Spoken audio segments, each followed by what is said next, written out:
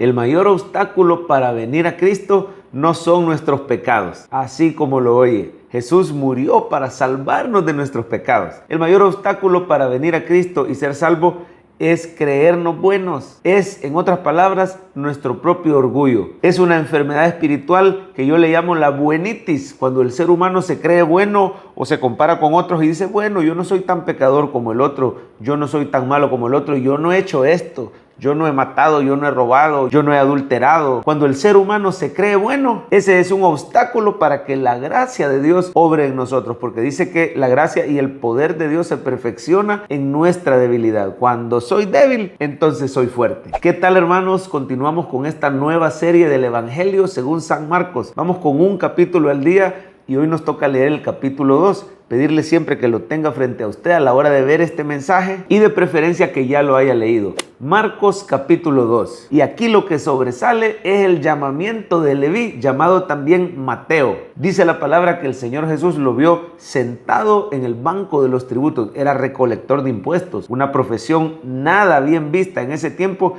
Era prácticamente un traidor y un estafador de sus propios compatriotas. Tenía el apoyo armado incluso del Imperio Romano para llegar y estafar y hasta cobrar de más a sus propios compatriotas para obtener una ganancia personal. Así era Leví, así era Mateo. Y mire cómo el Señor Jesús llama a los peores, llama a los pecadores, pero son pecadores que reconocen que necesitan el perdón de Cristo. Vea conmigo, por favor, Marcos 2:14. Dice, y al pasar vio a Leví, hijo de Alfeo, sentado al banco de los tributos públicos, y le dijo, sígueme. Y levantándose, le siguió. Y aconteció que estando Jesús a la mesa en casa de él, fueron a casa de Mateo, muchos publicanos y pecadores estaban también a la mesa, juntamente con Jesús y sus discípulos, porque habían muchos que le habían seguido. Mire, habían reconocido su pecado, habían dejado esa vida y comenzaron a seguir al Señor, pero eran reconocidos como personas que habían sido pecadoras. Y mire quiénes llegaron ahí. Llegaron unos, hermanos, que estaban enfermos de buenitis, unos que no se creían pecadores, ellos se creían superiores moralmente que los demás. Y el peor obstáculo para venir a Cristo, para recibir el perdón, la salvación y la gracia del Señor, es cuando tenemos buenitis, cuando nos creemos buenos como los fariseos y los escribas. Mire el versículo 16, Marcos 2:16. Y los escribas y los fariseos, viéndole comer con los publicanos y con los pecadores, dijeron a los discípulos, ¿qué es esto? Que él come y bebe con los publicanos y pecadores. Mire el escándalo de la gracia. El Señor vino a amar, a llamar y a transformar pecadores como usted y como yo. Y los fariseos se escandalizaban. ¿Qué es esto?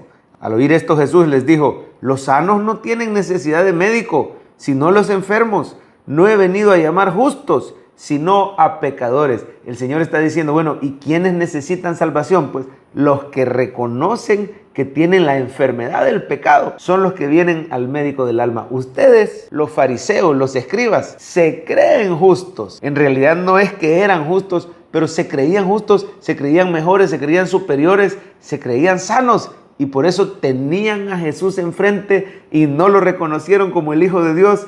Tenían al Mesías frente a sus ojos y no lo reconocieron. Antes bien, comenzaron a criticarlo por todo, hermano. No solo lo criticaban porque se sentaba con pecadores.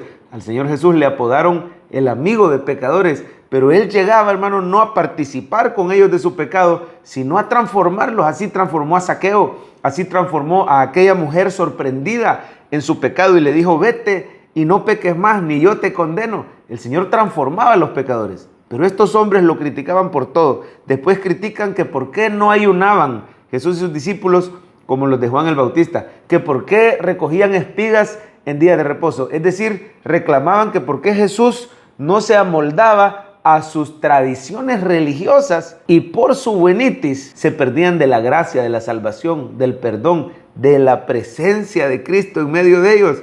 Es que bien dice la palabra que el que encubre sus pecados, es decir, el que lo niega, no prosperará. El que los confiesa, el que los admite y se aparta, alcanzará misericordia. Dice, si decimos que no hemos pecado, le hacemos a él mentiroso, nos engañamos a nosotros mismos y la verdad no está en nosotros. Si confesamos, mire, ¿qué es lo que se necesita para recibir el perdón de Cristo? Admitir nuestros pecados, reconocer que estamos enfermos espiritualmente y que necesitamos de Jesús. Pídale al Espíritu Santo que le ayude a despojarse de ese orgullo, de esa negación de nuestra propia maldad, de nuestra debilidad, de nuestra necesidad del Señor, que no caigamos en un fariseísmo moderno, que no seamos como los escribas, criticando a medio mundo y sin reconocer nuestra propia necesidad del Señor. Dice Juan, si confesamos nuestros pecados, Él es fiel y justo para perdonar nuestros pecados y limpiarnos de toda maldad. Cuando uno en humildad admite, yo necesito el perdón de Cristo, yo estoy luchando con mis debilidades, dice el Señor Jesús, el que a mí viene, yo no le echo fuera.